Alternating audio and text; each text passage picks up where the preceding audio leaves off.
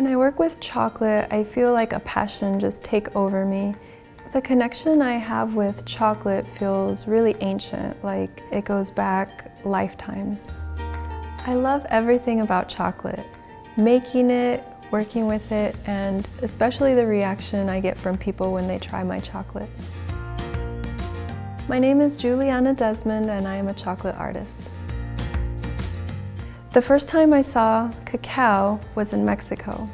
It grows on a tree and it grows in this big pod and it's full of beans that are covered with this white fleshy fruit.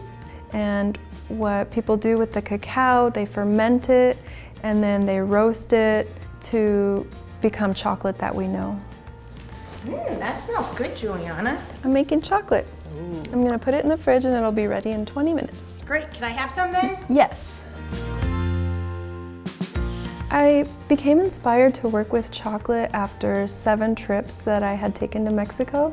During my travels, I had a lot of ideas for art that I wanted to create. I do hand building, mostly sculptures.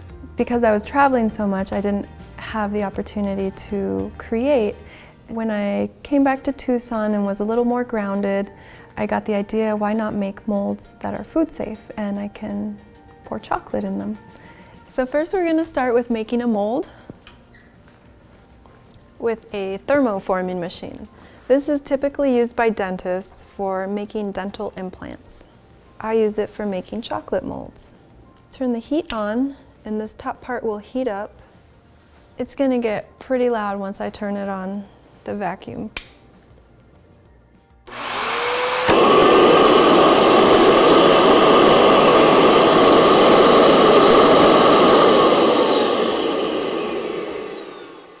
And that's a mold. Originally I was doing the chocolate art as a business and I realized that it wasn't bringing me as much joy. I was losing my passion and enthusiasm for it as an art. It became repetitive and realized that I had to shift my perspective. I allowed myself to dream up a plan to take the art of chocolate making to Mexico because that's where cacao originated, but the people there don't have access to equipment, to the practices of fine chocolate making. Those were all developed in Europe and never made it back to the land where cacao originated. So now that it's cooled, you take the tray out of there and pop the design out and there's your mold. This here is a silicone mold that I made of some cactus. And this is the thermoformed mold that we just made.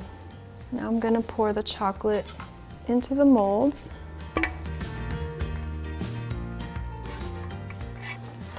And now I'll put it in the fridge.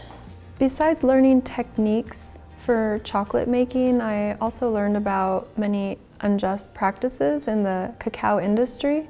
I planned a trip to Tabasco, Mexico, where most of the cacao grown in Mexico comes from, and I reached out to a co-op that helps farmers process their beans, dry and ferment them. I took with me a thermoforming machine that I donated to them so they could create their own culturally inspired custom molds. They gave me a tour of their co-op and that's when I realized I could make a difference, and I taught a 2-day workshop so they could learn how to make truffles themselves. The class that I taught was mostly women, and they were all very excited and enthusiastic about learning new methods of processing their cacao and new recipes to make with it, because typically in that region of Mexico, what they make is a beverage.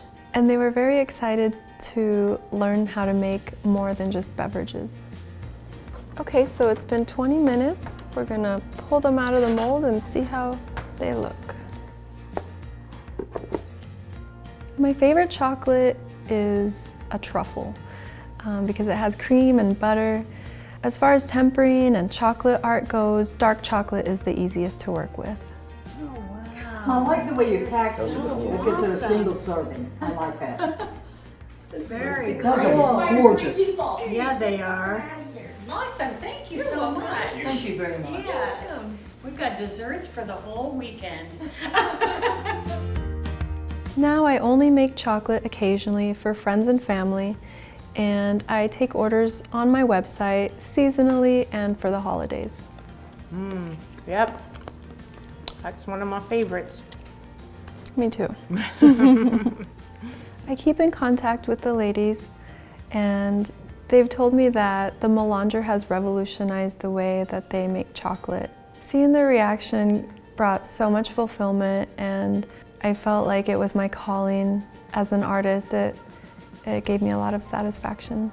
My hope is to empower the women with work opportunities that preserve their culture and they can pass on to their future generations.